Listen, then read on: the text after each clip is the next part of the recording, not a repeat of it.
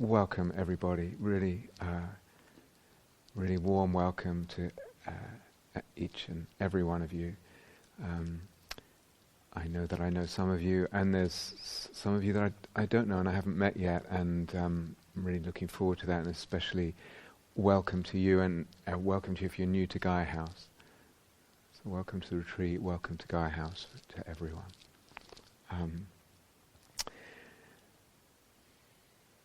I'm really happy to be here, happy to be able to do this. More than happy, I've been quite excited actually for a little while, so really glad. Let me please introduce Sari. Some of you will know her, but many of you might not. Sari is with us, and at the end, as you can see, is Kirsten, who some of you will already know, and not Robert. I will explain what's happening there. So we have Sari and Kirsten, and but I'll come to that in a minute. I have wanted to teach. I've done a lot of teaching of jhanas individually, one-to-one, but I've wanted to teach a group jhana retreat for I think about 16 years. So finally, with some very strange sort of conditions that have to come together to actually allow this to manifest. So feel in a way, actually for many reasons, it's a kind of a small miracle that this is happening. Originally, well, I'll come back to that in a sec. So, many reasons that make it a small real miracle that we have this time together and this opportunity and this chance for something that I think is such a beautiful realm of possibility for human beings and for meditation practice, such a treasure trove. So it's a really, really precious thing for me to be able to teach it, and I hope by the end of it you'll realize also how precious it really is. It's partly a miracle because it's quite complicated for me health-wise at the moment. There's a lot of things I need to do to just to be able to be here, etc. I have a lot of medical appointments over the time we have together. There's a lot of practical stuff, just getting my medicines and gear. So a lot of, don't need to go into it, but a lot of stuff there. Originally, I asked Robert to come and assist us, and he said, I'd love to. I need to check with my employers. And they came back and said, well, we won't be able to tell you until, I can't remember when it was. So we said, let's just gamble. It'll be fine. And it turned out that they said, no, you can't have that time off. So Robert's going to join, and then Kirsten, who's actually, it was her idea. The whole retreat was her idea in the first place. So we've got her to thank for that. There was a strange set of circumstances, and it was her idea. And Kirsten very kindly, she had been planning to sit the retreat and have this time to nourish her own practice. And so she very kindly stepped in to take Robert's place until Robert arrives, I think in 5 or 6 days or something. So at that point, Kirsten will be relieved of her teaching duties and be able to just give herself to her practice, and Robert will step in. But we'll obviously let you know, but you may not notice because you might be so deep in. We'll let you know. Another part of the small miracle is that Sari has a family and a lovely little baby boy, a toddler, Eliel, and because of his young age, could only be here if he could be here. And that meant her partner, Hunger, needed to be here. So they are here as a family. And you will see them wandering in and out. You will probably see and hear Eliel playing in the Gaia House grounds, and it's his playground, right? So that's part of the conditions that allowed this retreat, and I think it's actually a lovely thing, you know. It's a really delightful thing, you know. So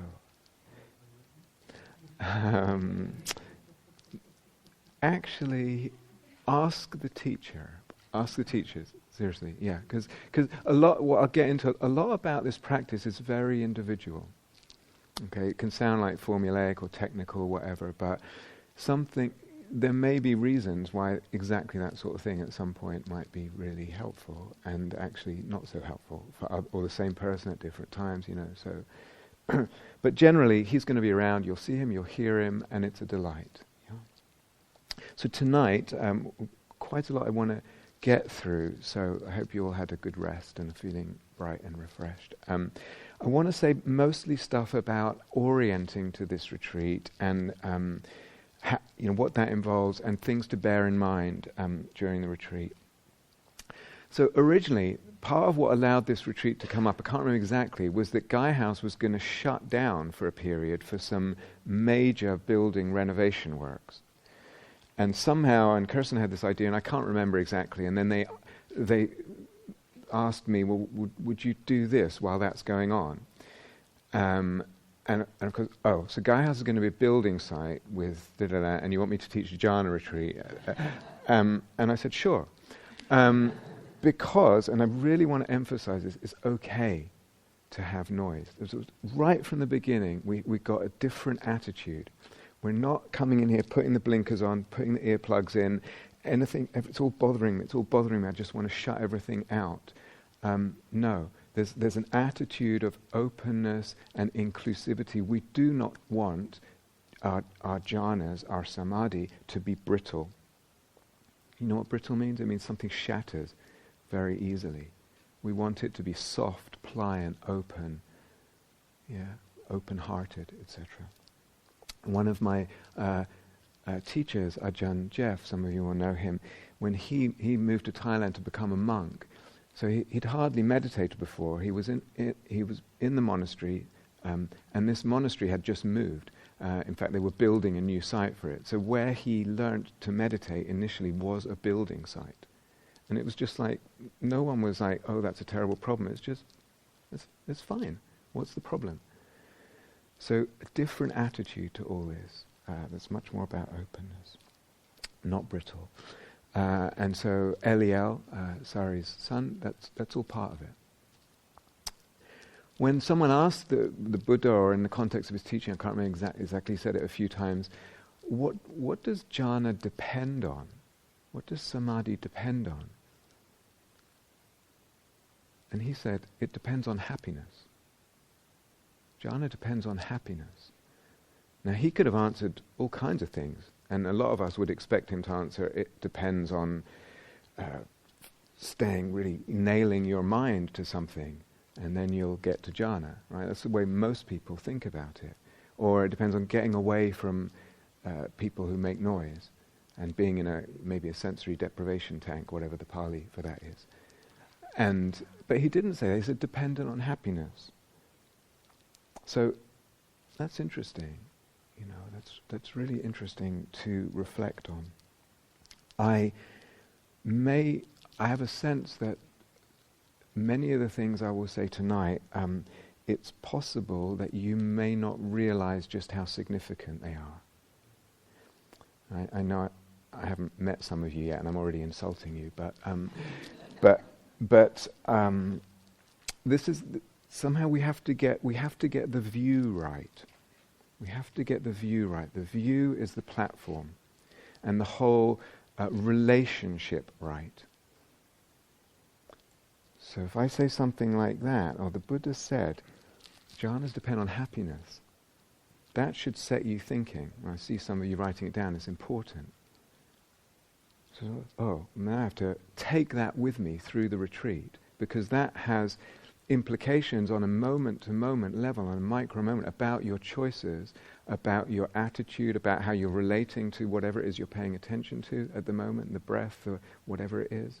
Do you understand? So what I'm saying tonight, what does it have to do with the relationship with practice, and how important that is, and the relationship with this practice, and the relationship with the goal, and the whole conceptual framework? This is absolutely key. So how are we going to listen? How are you going to listen to Dharma talks, can you listen on your toes? Do you know what I mean by that? I mean just what I said. Like if something comes out like jhanas depend on happiness, I can kind of let that wash over me and, or maybe it barely registers. Or actually, that sets me, maybe I should reflect on that and recalibrate and do something about it. So that's what I mean by listening on your toes. Does it make sense? Yeah? I mean, obviously sometimes I'm going to unpack things and elaborate and explain, but sometimes bit more work from the listener, a bit more active from the listener is really helpful. Okay, let's start with just a couple of practical things. The daily schedule, as some of you might have noticed, is pretty open. There's not a lot on there. I don't know if you've seen it, but it sort of says breakfast, lunch, dinner, I think. So what we're going to do is, what that means is this hall is open 24 hours a day for the duration of the retreat, and you can sit in here at any time for as long as you want. Okay? And generally speaking, once you get into the rhythm, you might, for instance, be doing a walking period, and then it's 20 minutes before lunch, and you know you have to have lunch at a certain time because you're on lunch wash-up. Let's say, well, so you can still come in here for 20 minutes, just whenever it is. If you have the time, though, and I'll explain this more as we go on, you probably want to give a sitting a bit more to see what happens, a bit more than 20 minutes, 40, 45 minutes, an hour or something, see what happens, But basic is an open schedule. People will be coming and going whenever, okay? Except, if I get this right, where is the thingy? Okay, thank you, Kirsten. Except 6:45 to breakfast is everyone in here. Now you can arrive early for that. So you can arrive at 4:45 or 5:45, but once we hit 6:45, you can't come in or leave. You understand? So, but basically it's a group sit. We want everyone here at that time just to cohere together. And also, what was the other one? 9 o'clock? 9 p.m. the same thing. Again, you can arrive early, you can stay much later, you can stay well into the night, whatever. But during that period, let's say 9 to 9:30, it's you wouldn't arrive or leave. Does that make sense? Yeah. The teachings. Okay, we're going to start with the teachings. Aim to have a block of teachings from 4 to 5:30 every day in the afternoon. That's the aim. But we may change that, and we may change it either just a little bit. So, we need to start at 3:45 today, or whatever it is, or 4:30, or whatever. Or we might change it quite drastically. In other words, no, we're shifting everything to the morning. Okay. So you need to keep your eye on the notice board and just see. If it doesn't change, it's just 4, like it says, and it will probably go till 5:30. But partly, again, dependent on I'm taking some new drugs that I'm not used to yet. I'm not sure how it's going to be. So it will depend on a lot of different things. But we'll aim for 4 to 5:30 every day. Okay. But check it. It means check until 2:30. It probably won't be changed for that day until 2:30. You understand? So up to 2:30, just check once in a while. See. So open schedule. What does that mean? It means that the onus of responsibility is on you guys, right? Is on you to find a structure of a temporal structure and a practice structure that works for you.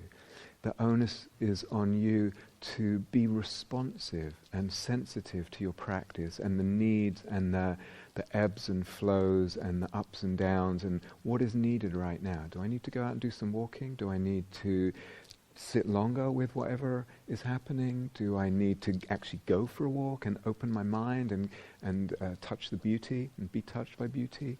Do I need a cup of tea? Yeah.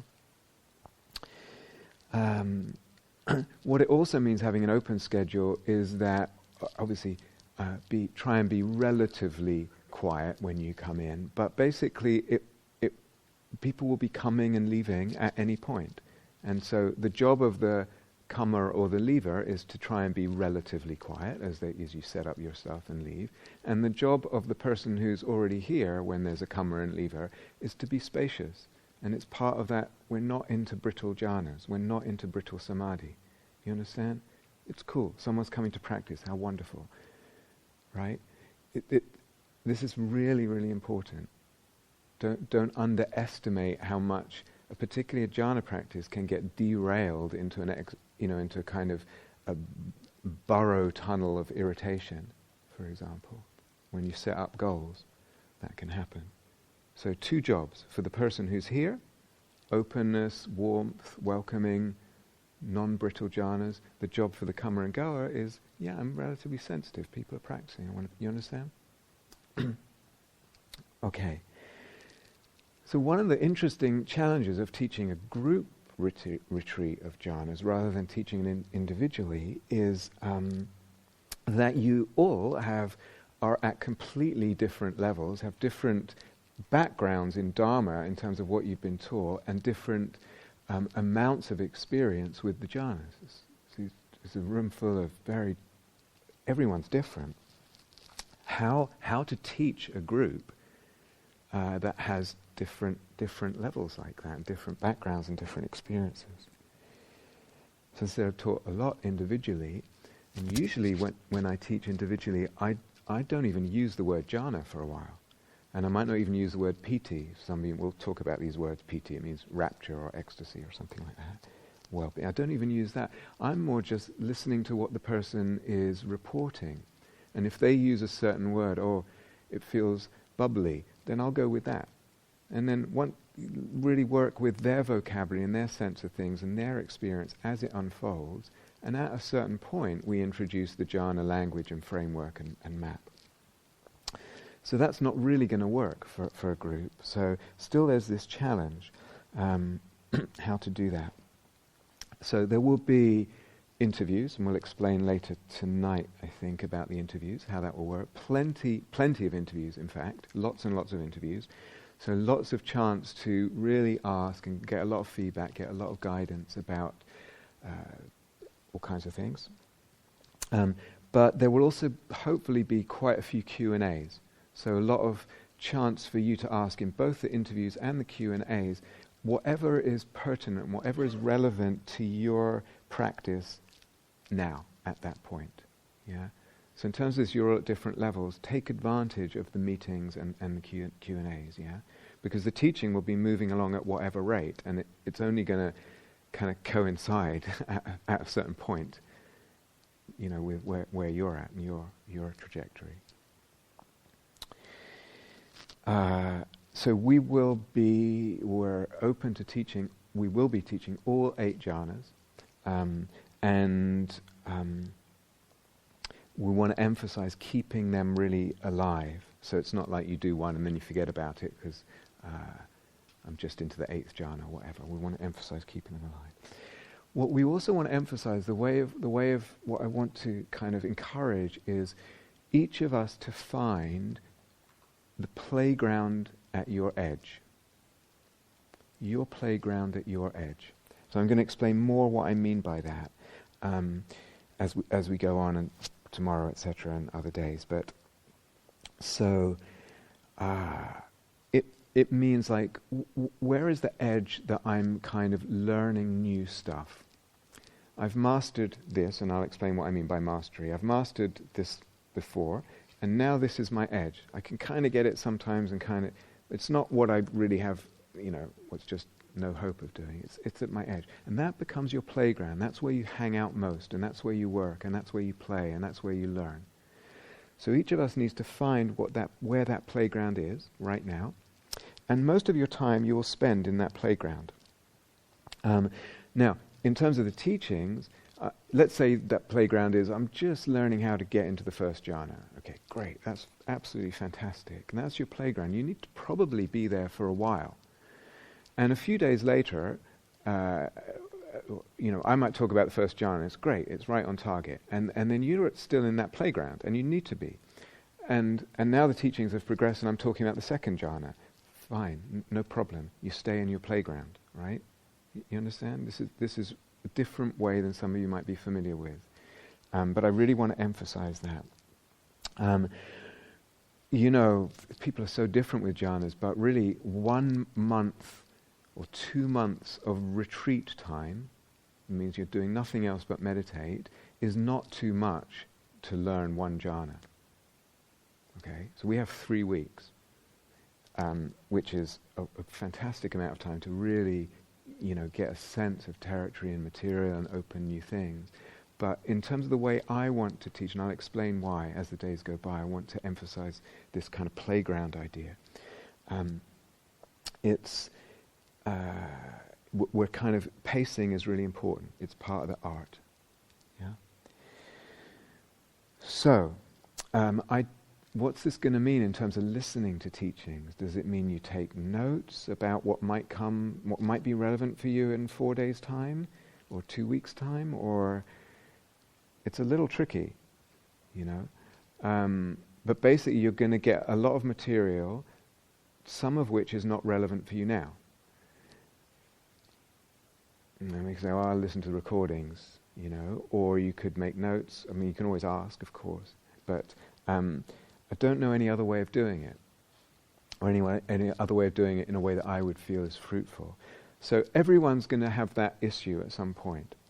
If you've done jhana practice before, as I know some of you have, and you think, or you have a sense, well, my playground is, let's say you think, my playground's the 2nd jhana, or my playground's the 6th jhana, it doesn't matter, whatever it is.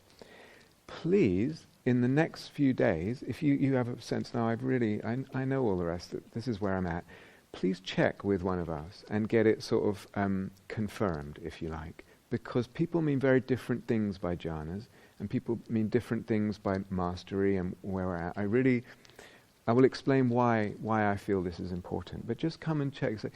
And we must say, great, okay, yeah, 2nd jhana about there, this is what you need to do now, this is your playground.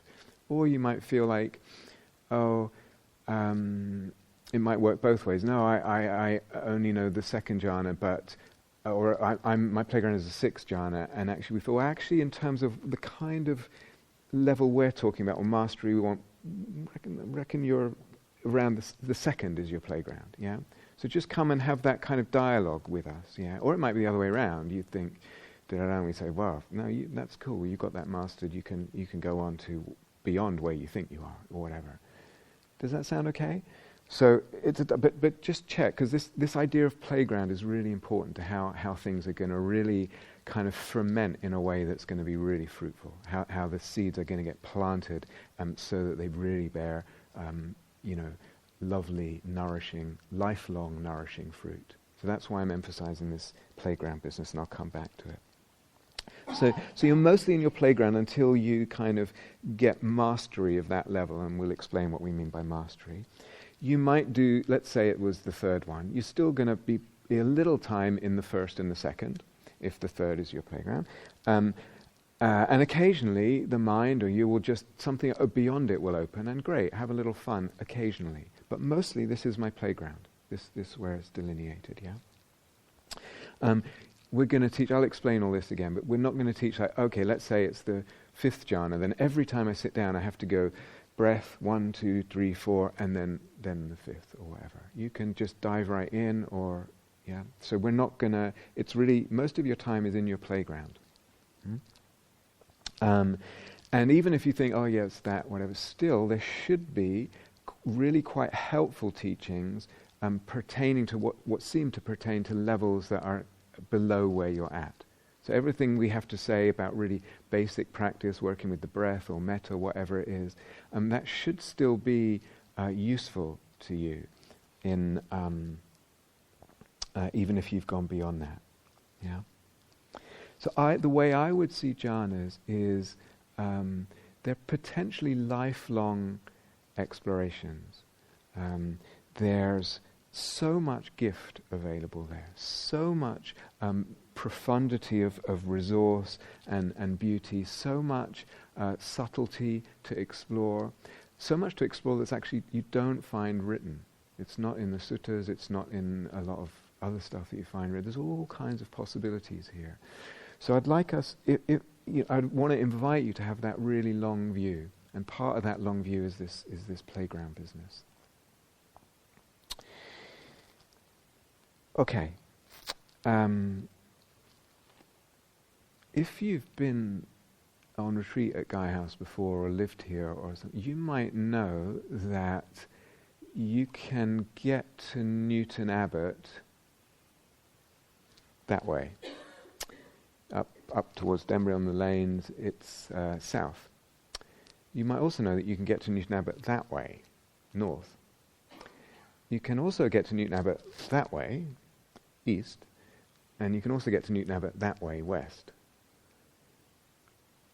It's just the way the lanes work around here. Why am I saying that?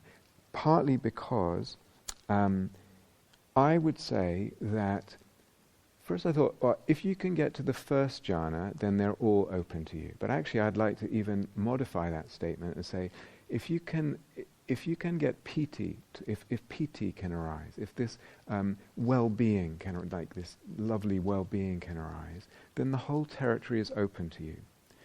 So the whole territory of the jhanas is open to you. What that means, practically speaking, is what's really significant is how do we get that piti to arise, or how do we allow that piti to arise is a better way of putting it. The lovely news is piti is just like Newton Abbot. Only in some respects. If you've been there, you might be relieved to hear that.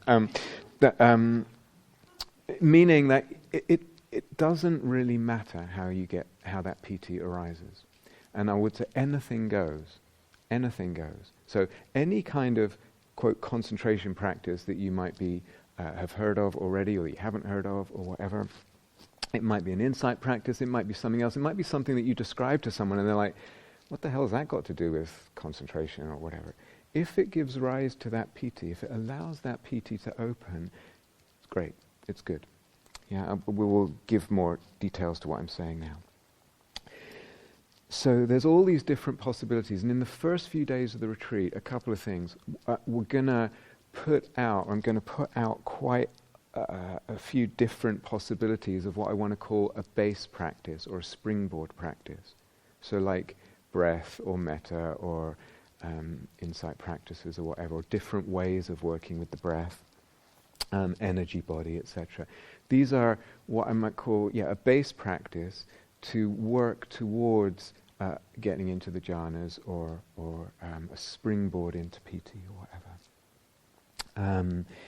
What that means is for the first, 5, 6 days of the retreat, there's quite a lot of teaching. There'll still be one session a day, hopefully, but there's quite a lot of material because I want to make sure that for someone that it doesn't work to go that way to Newton Abbot, they have that way. And if you're not sure, well, I've tried these different, I'm not sure, then you can try a few things. Yeah, this is really important. There will also be, amongst all that, all kinds of other information, teaching that should be helpful. But it will be more dense in terms of teaching in the first week or so. Insight ways of looking can also give rise to piti. And by insight ways of looking, I actually mean very specifically, some of you will know, actually I mean very specific, the practices that I've written about in my book, Seeing That Frees. So if you don't know what that means, or you're not familiar with it, just forget it. We won't be giving a lot of teachings about that, but I'm just saying that right now. Insight can be used, and we'll explain this again, as an occasional unblocker that unblocks the energy, that unblocks contraction and clinging, and allows well-being and piti and samadhi. So that's one way of using insight practice. Some people use it as their main thing. It's the main thing that opens up samadhi and well-being and piti. It unfabricates. Insight practices unfabricate. They lessen fabrication. And that's very key, and we'll come to explain that more.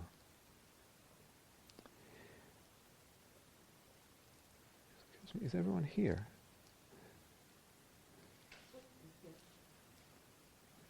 Well, can't see. Boaz and Monica. It's just my eyesight. Okay, thanks. So, if you're not familiar with what that means, insight, ways of looking and all that, just leave it, forget it. Here's something.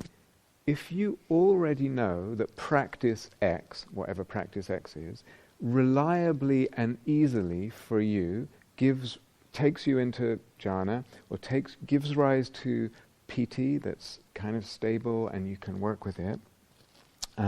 If you already know that, stick with it. Yeah. So there's no reason to change that. You've got something that takes you to Newton Abbot, and then you're good. Yeah. If you're not sure, then try some of what we'll be gradually offering in the next few days. But really, then we want to settle to one base practice, one springboard practice. Okay. The talks on this retreat, I'm mostly going to talk really about technique in the broader sense of the word, art, let's say, the art of jhana practice, the art of samadhi, and also about, as I said, the view and relationship and framework, how we're seeing that is so crucial. So I'm mostly just talking about, almost entirely just talking about that. There will be no big new philosophical conceptual frameworks that blow your sense of existence, etc. Unless some of you don't already know how I would put the jhanas into a framework and how I would see insight, in which case then it might be like, whoa, what's that? Because it's quite different. But generally speaking, I'm not going to be doing that. I'm not going to be trying to. I won't bring up really radical questions that kind of get you all agitated and turn everything upside down, etc. So it's mostly really just about the art of jhana practice. Yeah. What does that mean? I don't know. It partly means, in relation to stuff I've said earlier, that you're responsible for your inspiration on this retreat. You're responsible for your sense of inspiration. Because I'm not going to be telling any stories, there's no poems, there's none of all that stuff. The Buddha said, jhanas dependent on happiness. Jhanas are dependent on happiness. Of course, jhanas give rise to happiness. I mean, tremendous happiness. And really, if you've not experienced the jhanic realms, is happiness. I think we can safely say that you will not have tasted something like that before. It's really, really extraordinary. Something really, really remarkable, and that opens for a human being. So jhanas bring happiness, but they also depend on happiness. So you're responsible for your inspiration. You're responsible for your happiness as the basis of your jhana practice. Without stories, without poems, without interesting philosophy, etc. So how are we going to do that? Where's that kind of base happiness come from? I'll say a little bit now, say a little bit later. Appreciation. So much about this practice is really about taking care of your heart. At every level and every direction. What does it mean to take care of your heart? And again, you may not realize just how significant some of this is. And if you haven't practiced this way before, if you're used to very different ways of thinking of retreat, thinking what it means to be a practice, you may not realize just how significant this is. What does it mean to be here in these days together in community in a beautiful place in the countryside, and to make sure every day that the heart is encouraged to feel appreciation and to reverberate with appreciation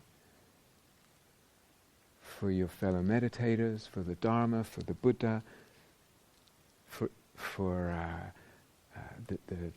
the beautiful nature, for the coordinators at Gaia House who set this up, for other helpers, and I'll introduce them later, all the conditions that came. What does it mean to take care of appreciation, to be on retreat, orienting and supporting the heart to be in an appreciative mode? This is way more significant than most people would realize. Gratitude.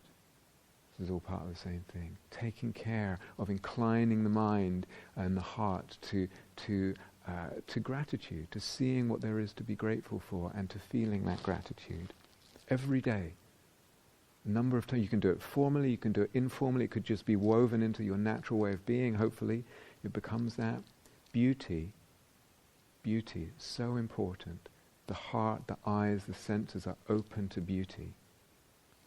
Connection with each other, with nature.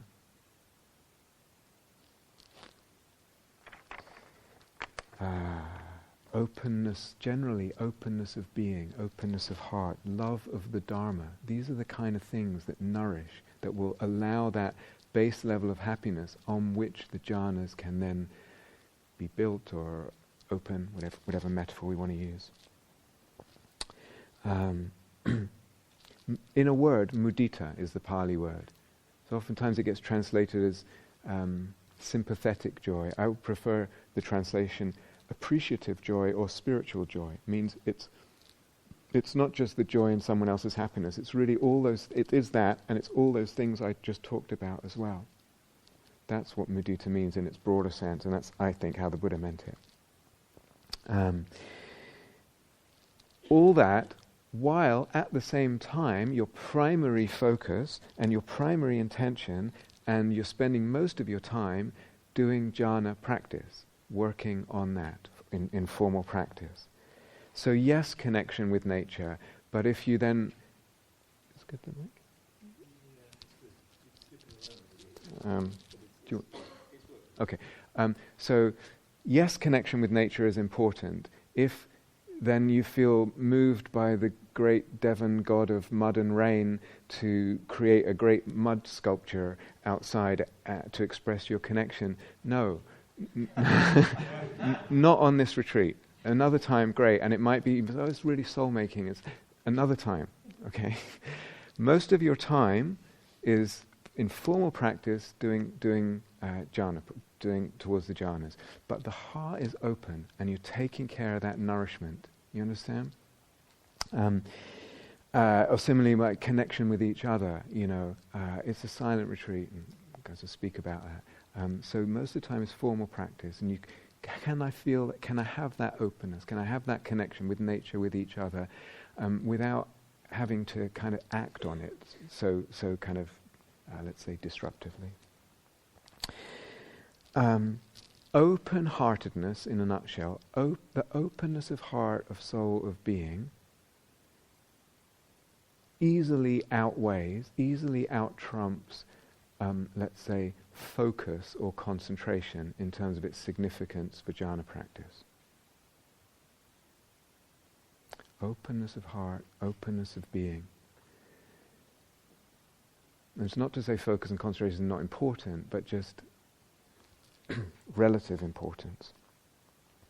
If you're familiar with soul-making Dharma practice, one way of adding to what we've just said is you also, part of what makes you happy here while you're here is that you have a fantasy of the retreat.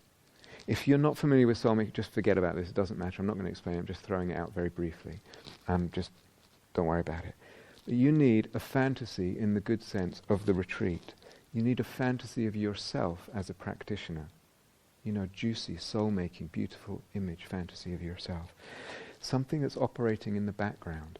A fantasy of the tradition. These teachings, these jhana teachings, have been going for thousands of years, passed on from teacher to student, etc. Thousands of years. There's a tradition of these arts, these beauties, these treasures being passed on. Fantasy of all that. Fantasy of the whole tradition. It's all part of it. That's part of your happiness and nourishment. But on this retreat, it doesn't become so dominant that you then go into a whole big imaginal practice about all that. Maybe occasionally if you need to kind of recalibrate your whole, I've gotten into a real rut here or whatever it is, or I've gotten really tight or whatever, but generally not. So these fantasies operate in the background. They're almost subliminal. That's what I mean when I use the word fantasy as opposed to image. They're almost subliminal. They're just kind of really nourishing and supporting our whole lubricating our whole sense of what we're doing, giving moisture there, giving beauty and depth. So if you don't know what that means because you're not familiar with, just forget about it. It doesn't matter. But you're going to have to, because of the schedule, because of the teachings, because we're not going to be at the front a lot, we're not going to be doing, every 20 minutes piping up and say, can you feel your bum or whatever. You have to generate and sustain the energy without the teachers leading a lot of meditations and with the open schedule. You have to generate the energy and sustain it. What's really helpful also is to open your intention. Open your intention. Why are you here? What's it serving? Who are you serving? You're sitting, you're walking, you're standing, you're showing up consistently in the hall. People see you out there doing the walking meditation in the walking room, etc. That's a tremendous gift to each other. It's so supportive when someone sees you showing up again and again and again. It's inspiration. It communicates commitment. It helps. You're helping each other by doing that. What's my intention? Open the intention beyond just me and my practice and how I feel. Why am I here? What am I serving? Who am I serving? Don't assume you are irrelevant. How common it is, one of the pathologies in Western culture,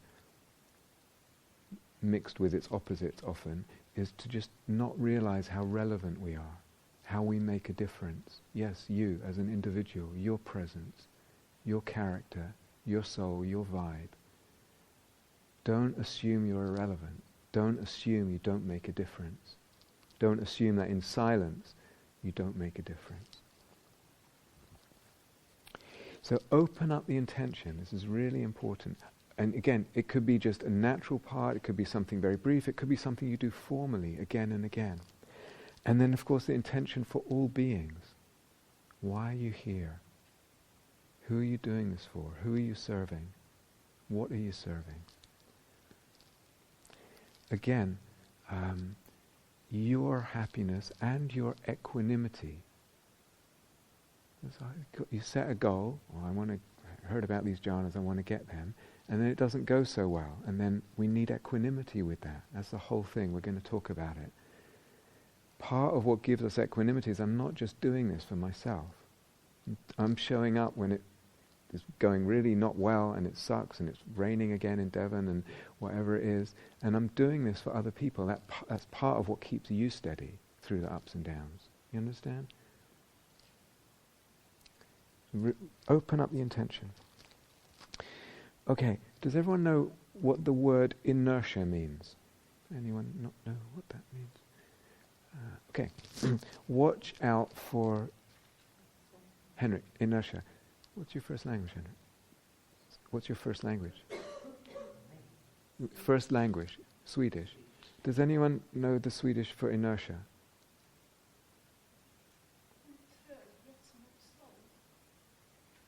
Thank you. Lovely, thank you very much. So, okay. Well, inertia briefly is either, it's a thing from physics, so something that's stationary, you need to work to make it move. And something that's already moving, you need to work to make it change its movement.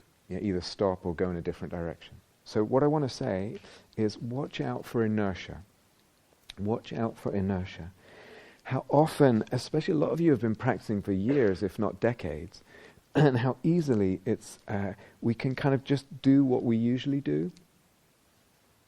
And we kind of avoid the effort or the discomfort or the disturbance of trying something new in practice sometimes. So there's even a default, certainly a default way of working with the breath. I just always do it this way. Or a default way of breathing. It's unconscious. I just always breathe. I don't really pay attention to how I breathe. So, and it's a bit uncomfortable to try and play with the breath and make it breathe differently. Or which practice we do. I tend to stay away from metta or whatever it is. Or, as I mentioned earlier, there can be inertia about how we listen to Dharma talks. So I maybe always go into this kind of like and it's just like, let it just wash right through. So maybe if you're used to that, it might say, what would it be to listen on your toes? And really listen with a discerning mind. What does that imply? And what's the exact difference? How is that different, what I've just heard, to what I'm used to hearing, or what I think I know, or whatever. So, jhanas, one of the fruits of jhanas is malleability of mind. Malleability. Everyone knows what that means? It means shapeability. One of the most significant, we'll talk about this, one of the most significant fruits of jhana practice is malleability. Malleability of consciousness, perception, mind. Like so many things, jhanas lead to malleability. Guess what? Malleability leads to jhanas. In other words, it's a condition for jhanas. So malleability in now is the opposite of inertia. You've got to get in there and try different things. In your playground, I've never played on that whirly swing before. Well, get on it and give it a go. And that might mean something very subtle about what you're doing, or it might mean a different practice, or whatever it is. Jhanas lead to malleability. Malleability leads to jhanas. In other words, malleability is you won't access jhanas unless you're willing to be malleable, and you play and get into trying different things. You've got to be, in a way, practicing on your toes, ready, responsive. As we'll talk a lot about this.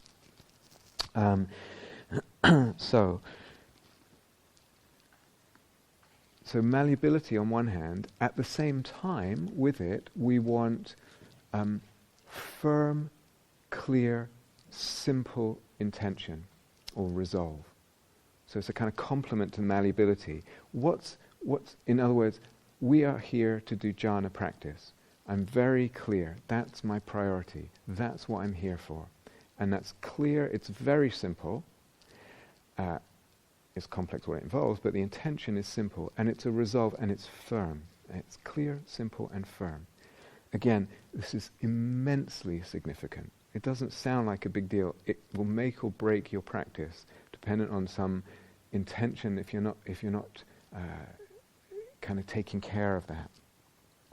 So, when I say jhana practice, now again I'll elaborate on a lot of what I'm talking about here, I mean including the hindrances, including working with the difficulties. So when I say jhana practice, I mean also working with the difficulties, the yucky stuff, the sludge, and slogging your way through it, etc.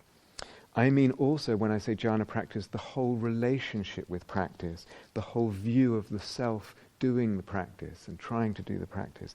I mean the whole relationship with goals and effort, the whole conceptual framework of all that, the self as meditator, all that is included in what I call jhana practice, not just the lovely bits about how to move from the second to the third jhana or whatever. Okay, so malleability and clear, simple, firm resolve in doing jhana practice. What that means, practically speaking, is it's too much to then add, 3 weeks at Gaia House. Metta's always been easy and familiar to me, and when I've tried breath practice, I always get this kind of constriction in my throat, so maybe I'll use this retreat to see if I can clear up that constriction. No. Okay? It may happen, it may not happen, but don't make it an intention.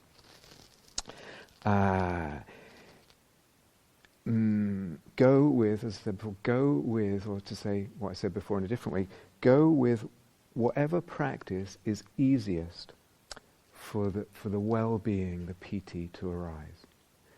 Listen to what I'm saying. I'm not saying go with whatever practice you feel you can stick with the object the longest for. Go with whatever practice is the easiest for the well-being to arise, okay? So I'm not trying to fix this constriction in my neck. I'm also not gonna, 3 weeks I can also develop my yoga practice and get into that, or perfect my lotus pose or whatever, or kick my caffeine habit or whatever. All of these may be really good things, but they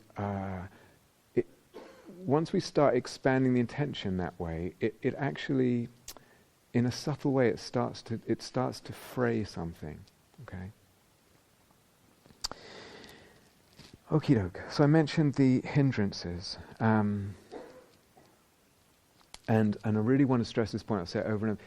I am including that in jhana practice. By jhana practice, I mean a very big picture, including the times when it's really not going well, and those particular difficulties, and how we relate to them, and how we work with them. They are sometimes, I call them, they are the dark, rich underbelly of jhana practice, the hindrances, the stuff we really don't like. They have their own gold, they deliver their own gold, if I work with them the right way. And I would dare to say, if you spent a whole 3 weeks and you never made it to any jhana at all, but you got wise in relation to the hindrances, and I'll explain what I mean by that, this retreat would still be worth its weight in gold. Hindrances are life afflictions. They don't just come in meditation. They affect our life. And to really know how to work with them and to be wise in relation to them, it's a tremendous, tremendous bonus, a gift, a benefit. So that whole yucky side, the difficult side of practice, the hindrances, is just as valuable as the loveliness. Okay, and I'm not bullshitting when I say this. I really, really mean it. If we can open up some wisdom there, relate in a wise way. I'll say more about this, but 2 principal things, what I mean by wisdom, I'll repeat it later. It means that we don't believe the hindrances anymore. We don't believe the stories they spin. So if you can move towards not believing the hindrances, that's massive in your life. That's such a huge gift. If you can also move towards being okay with hindrances arising without it having any sense of implication about yourself or your worth or your value as a meditator, or in other words, you're not taking them personally. Not believing them, not taking them personally. If you can move towards those 2 kind of places or stances in relation to the hindrances, that is absolutely magnificently huge. It doesn't sound so sexy, it doesn't sound so glamorous and glitzy and whatever, but it's, in terms of what it delivers for your life, it's huge. So I'm including all that. It's part of the framework. And again, all this, what I'm saying now, implies something in your practice. It implies something about your intention, it implies something about your view, it implies something about your attitude. So it will make differences in terms of moment-to-moment stances, views, perspectives, relationships, attitudes, heart qualities, etc. Yeah? So don't let it be just me, blah, blah, blah. It's like, this is part of you being on your toes. You're translating this. What does it mean in this moment now? Oh yeah, what does it mean to just turn around the whole view, open up the whole view of what we're doing? Yeah? Because who has not heard a talk on the hindrances before? Who has not heard 10 talks on the hindrances before? Who, monks, has not heard 100?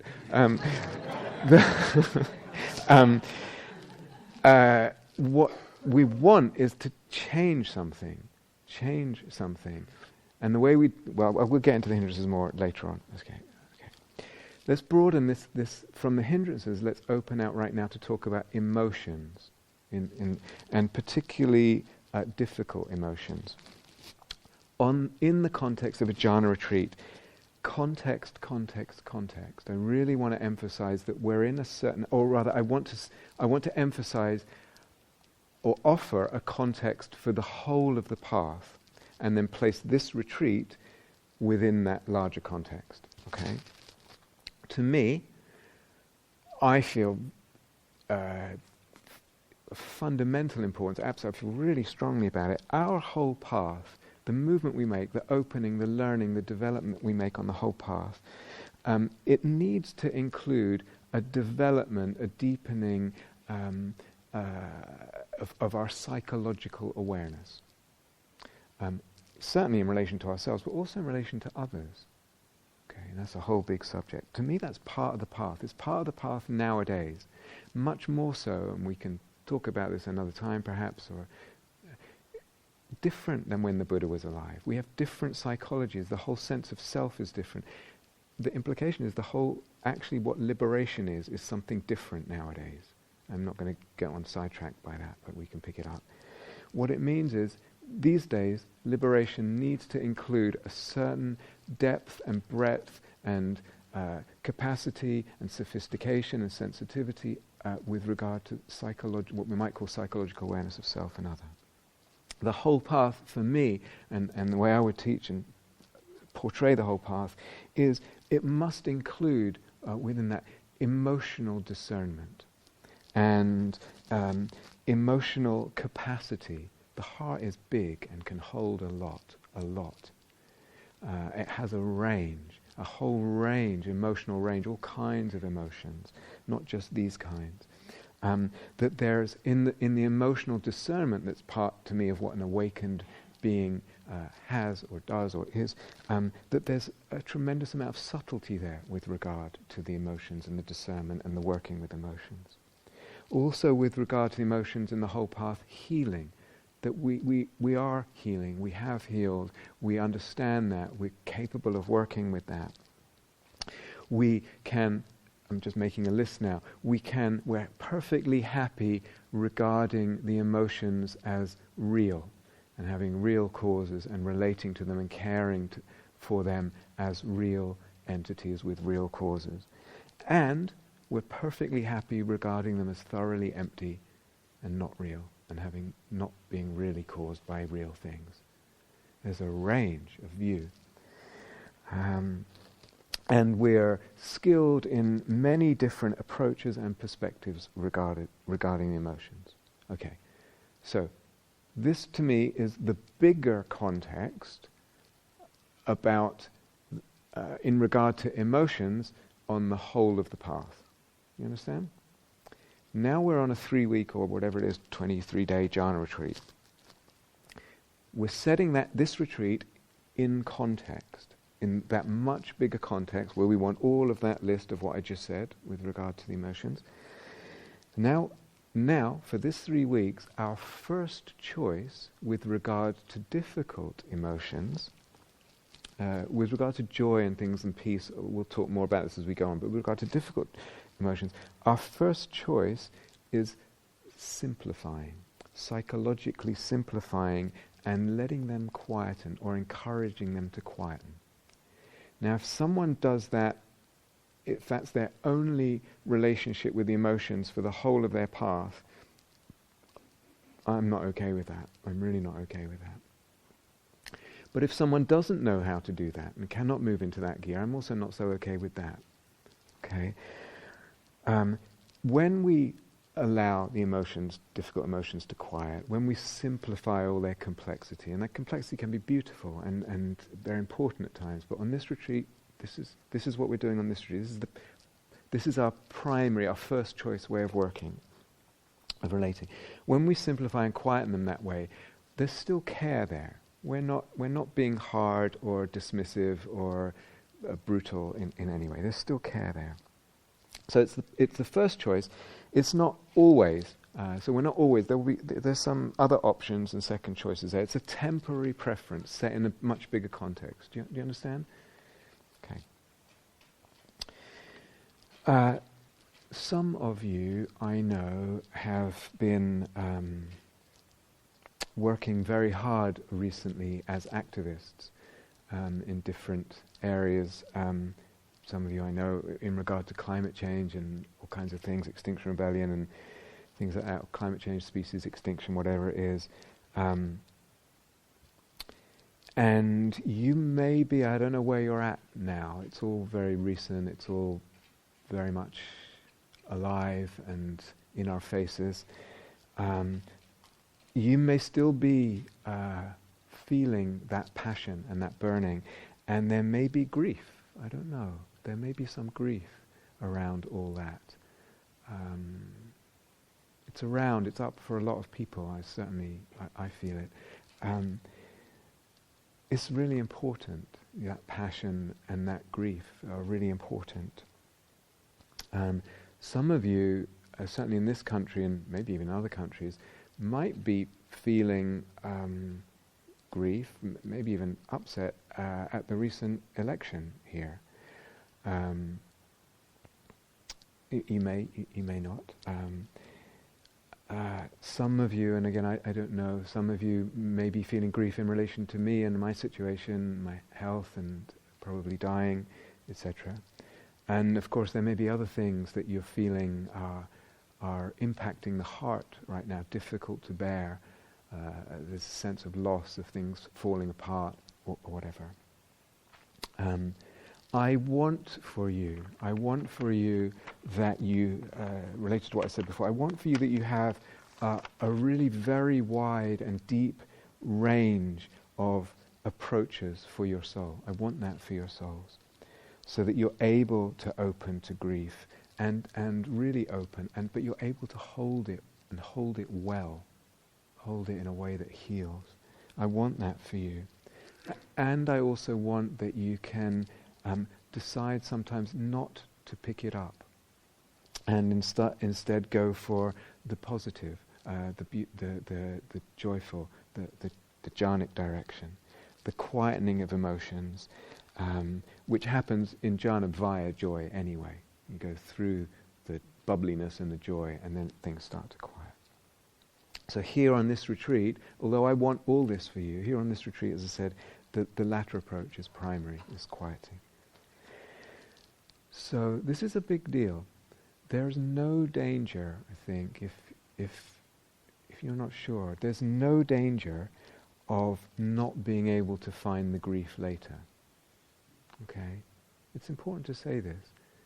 If you have 3 weeks where you tend to make a certain direction of choice, not pushing it away, not shutting it down, just I'm not so much going there. There's no danger that you won't be able to find it later on, if it's authentic, say grief or whatever, after the retreat. There's no danger that you're going to get locked in some kind of mode of relationship with your emotions or your heart, that you're kind of locked into this mode of sort of not feeling certain emotions. No danger at all, okay? 3 weeks you can practice this malleability. There's no danger of those things. Again, we want the gift of flexibility, of range. Yeah. So I don't know right now.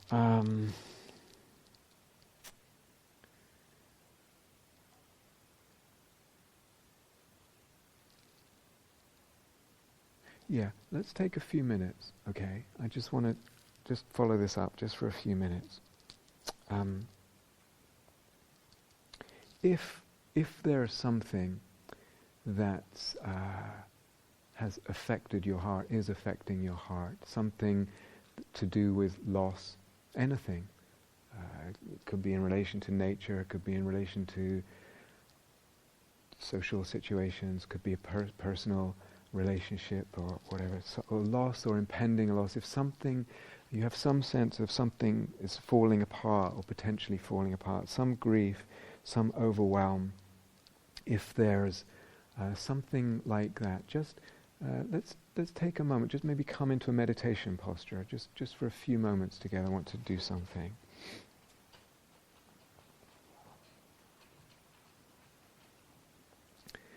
So it doesn't matter what it is, also it doesn't matter if there's nothing in particular, but it may be, as I said, that your heart is impacted, is finding it hard to bear what human beings are doing to the earth.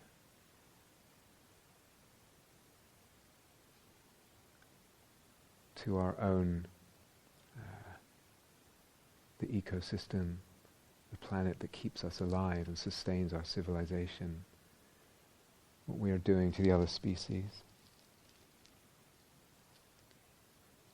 It may be there's a personal loss or the possibility of a personal loss, some relationship, someone you care about or love, or there has been that loss.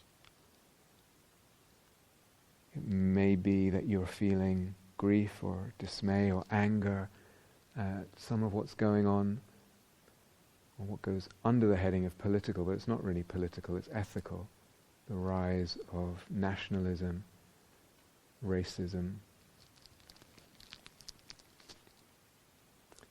seeming corporate stranglehold on democracy.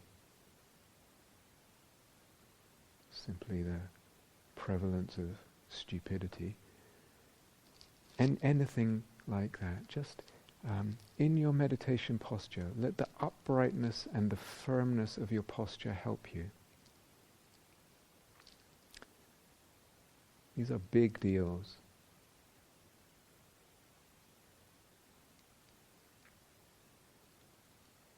Big movements, big changes, asking a lot of us. Let your posture help you. Open, grounded, upright.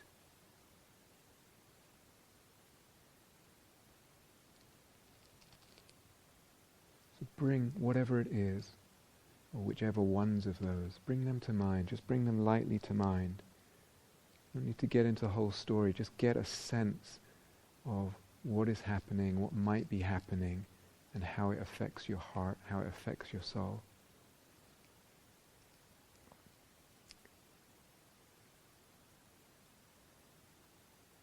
Let your attention and awareness include your whole body, the whole space of your whole body. That's your base, that whole space. Open up the awareness. You're letting that whole space be in touch with these challenges, these difficulties, these happenings, these developments. Upright, open.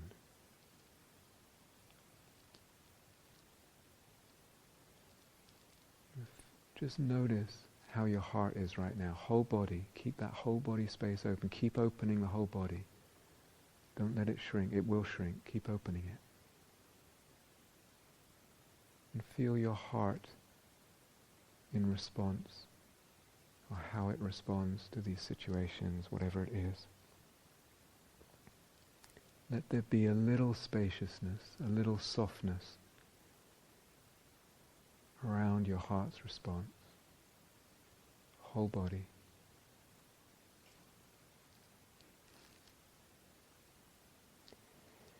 But then, not so much emphasizing the spaciousness or the softness, let that be there, but rather, how do I want to work? How do I want to live in response to this loss, this falling apart, whatever it is? How do I want to manifest in relationship to it? I'm not talking about the practical details, I'm going to do this, I'm going to sign up for that, I'm going to get a job doing this. I mean just the quality of being, the stance of being, the relationship, the resolve. Heart, soul, being. Whole body. What am I devoted to? With all this that I'm potentially facing, that we are potentially facing, what am I devoted to? Again, doesn't matter about the details. Can I get a sense of it in a way that makes a difference to my sense right now? It might be the Buddha. It might be the Dharma. Maybe you use the rupa at the front of the hall of the Buddha there. It might be a certain image that you've worked with. That's what you're devoted to. It might be something a bit more abstract, like goodness or beauty or love. Get a sense of what you're devoted to. So you're holding your body, your heart, the difficulty, and this sense of devotion.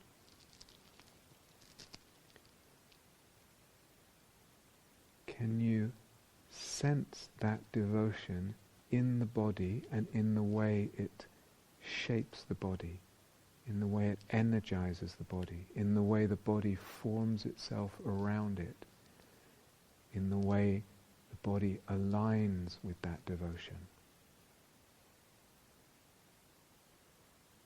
Connecting body, devotion, heart, soul, body. can you get a sense of how the sense of devotion actually energizes the body right now? In a stillness. So there's a sense of resolve there. Can you feel it in the body space? Doesn't need, we're not going into practical details. I resolve to do this every day, I resolve. More the energetic sense of resolve, of devotion.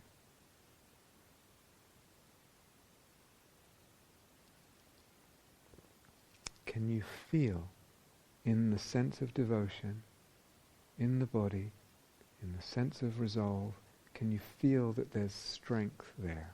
And you feel it in the body. There's uprightness there.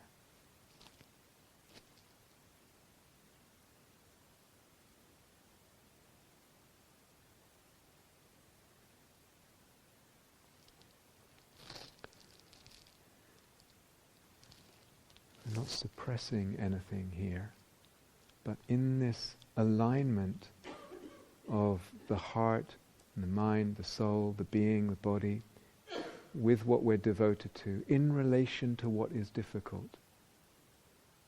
The resolve and the devotion, the energization, the uprightness, this becomes a kind of minimum base of happiness, a minimum base. There's well-being in this state.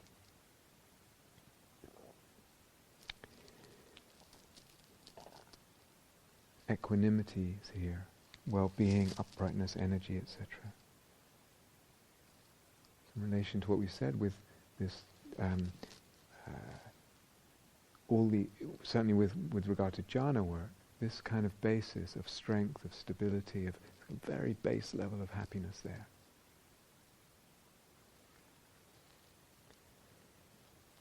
And it transfers to our life, this for our work or whatever we're doing. It expands our capacity to serve. Of course, the jhanas do as well.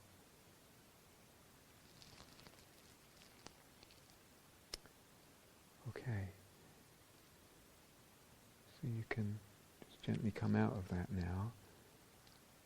Do you get a sense of what I'm talking about here? Does it make energetic sense? Yes. So that was very quick. There's one possibility with difficult emotions, and so there's so many other skills, etc. But this kind of thing, it's important, given, and I know some of you have come from a lot of busyness in activism, etc., or whatever it is right now, and other things that are going on. Okay.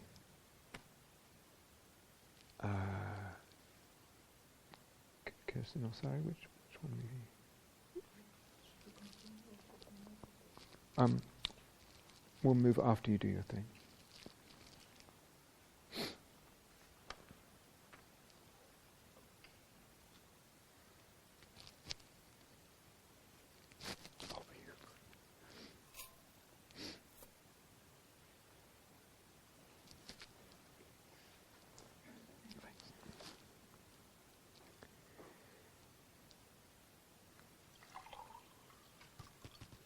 Is this on? Yep. Yeah. Can you hear me okay? Yeah, great. Thank you, Rob. So I also just wanted to say a very, very, very warm welcome. It's really lovely to sit with you here. Really, really enjoy it. And I'm so delighted, Rob, that after nearly 2 years, actually this can happen. So I'm really very touched and grateful and appreciative that Rob, after 16 years wanting to teach this, finally has 3 weeks to do so. And really, really delighted to be here with you. So here we are landing together. So Rob gave each of us 5 minutes, so now I know try my very, very, very best. Yeah, now he's a little bit more gentle.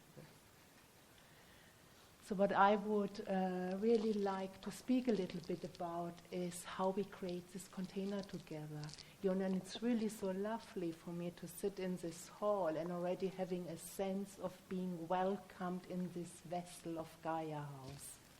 The support it gives, you know, something is, or at least in me, something feels really welcomed. You know, I can relax already a little bit. Can you sense this? You know, just arriving here. You know. And also really appreciating, you know, what Rob alluded to, you know, that we all are participating in this. We are all contributing, we are all participating to enhance, to make this vessel even more beautiful. You know, and we are all needed in this. We are all are active ingredients, important ingredients, needed ingredients, welcomed and appreciated ingredients. So really want to welcome you all into this.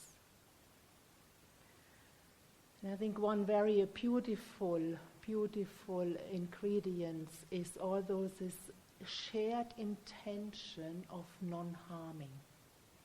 You know, this shared celebration of our moral sensibility, one could say, our ethical consideration. Like, I think this is something uniquely human. You know, this is something that makes us human. So really inviting the exploration, the examination, this territory of moral sensibility, one could say, is a way to celebrate our humanness. It's a way to celebrate that what is precious in the human heart. And traditionally, of course, as you all know, these moral sensibilities, this intention of non-harming is expressed in the 5 precepts. And I just will name them in a moment. You know, and I really just want to name them. I really want to just bring them into the room. I want to make them part of our mandala here. And of course, you all are aware that, you know, they are somehow just headlines or gateways to actually very powerful, very, very actually quite unfathomable exploration what it may mean to be alive. And as Rob said before when we were speaking shortly up in the teacher wing, and they are great foundation for Samadhi. So where we can appreciate our heart, we can appreciate each other, and where we give this precious gift of safety to each other. And thus they are. Listen, step into it, really see if you can step into this beautiful intention or this beautiful pathway of the intention they actually evoke. We together undertake the training to not intentionally harm or kill another human being.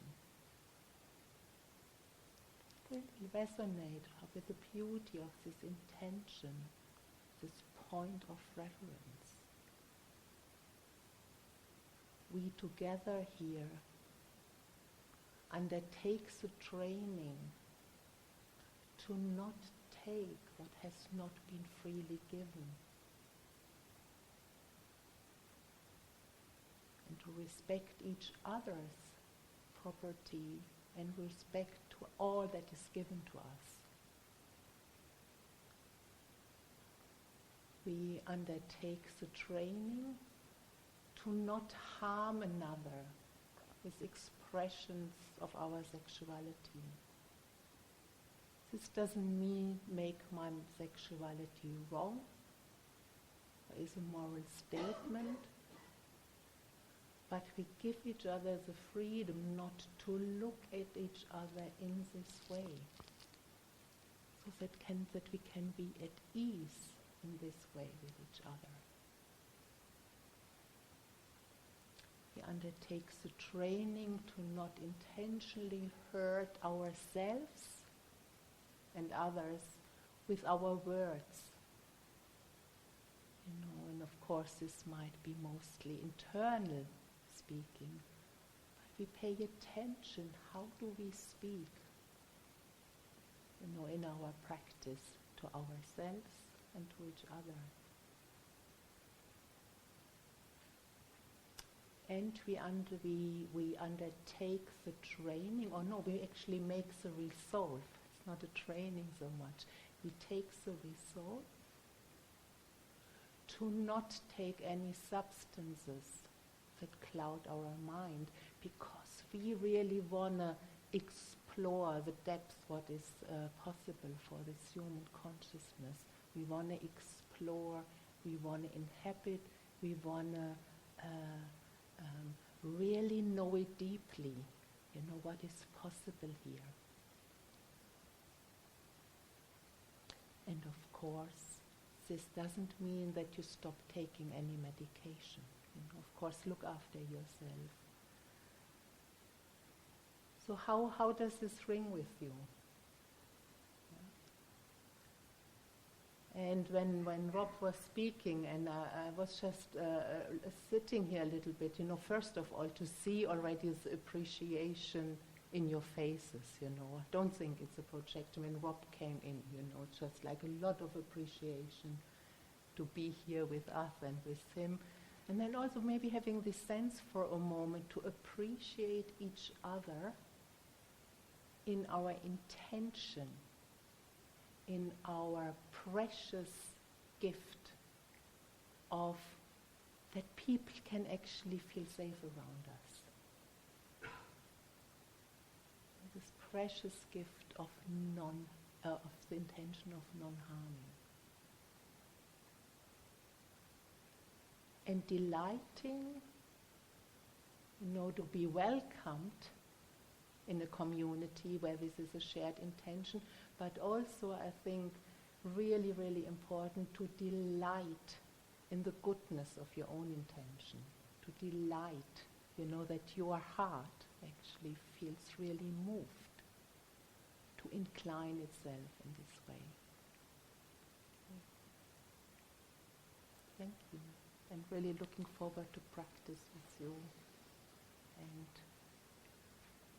may you all have a wonderful retreat with delights and joy. Lots of insight.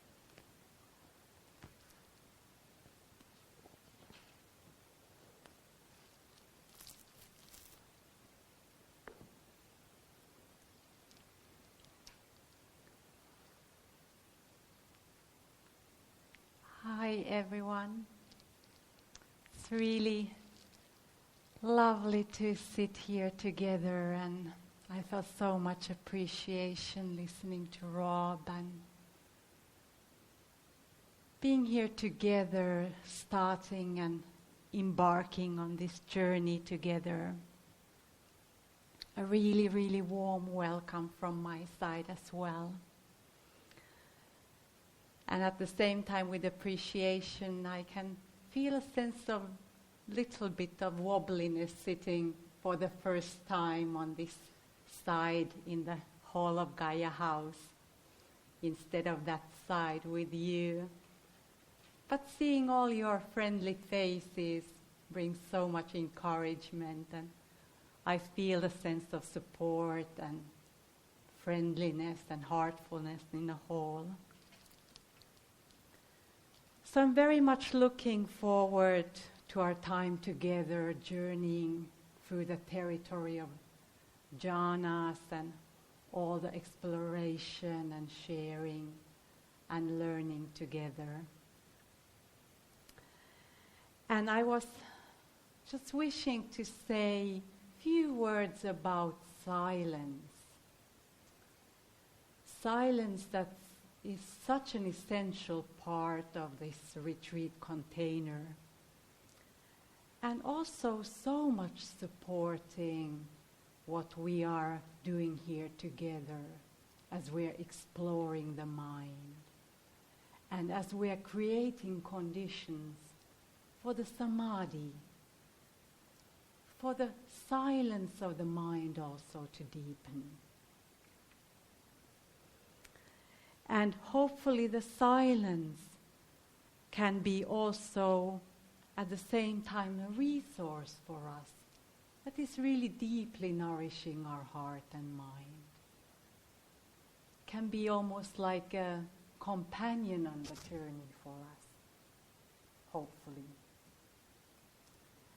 And this is also something that we are cultivating and creating and nourishing together, the kind of part of the container that we can be offering ourselves the silence and offering each other the silence, a gift of silence, which can really help ourselves and each other in becoming more sensitive, and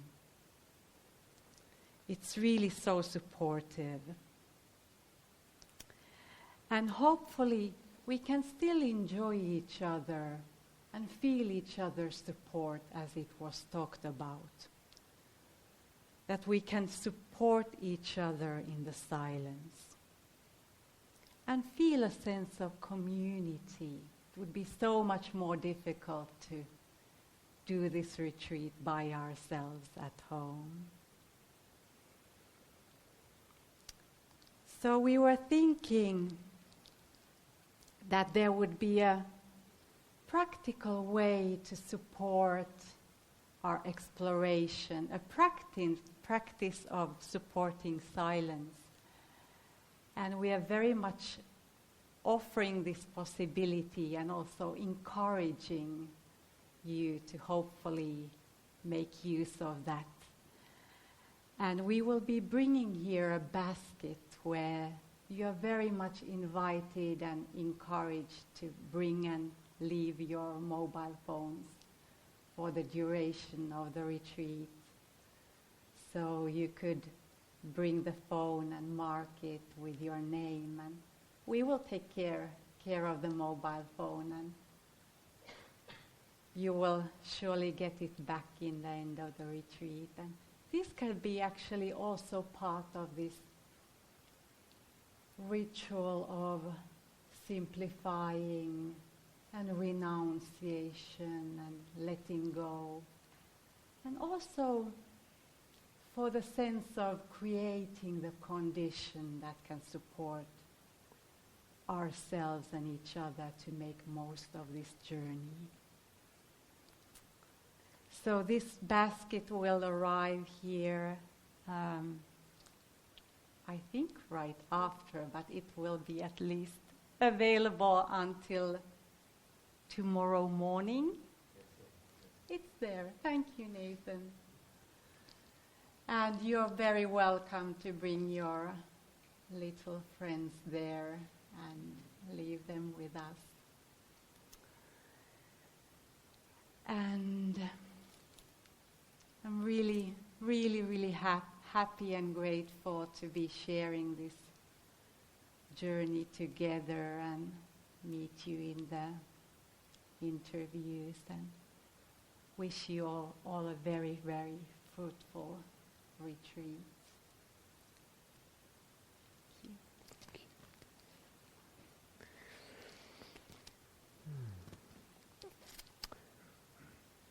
So we've already been sitting for a little while. I'd like to do a guided meditation, but I think we probably need to move a little bit. So why don't we take 2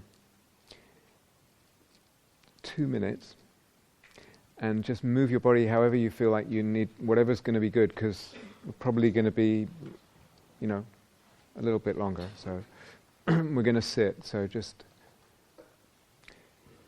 shake it, wiggle, stretch, whatever it needs. Mm-hmm.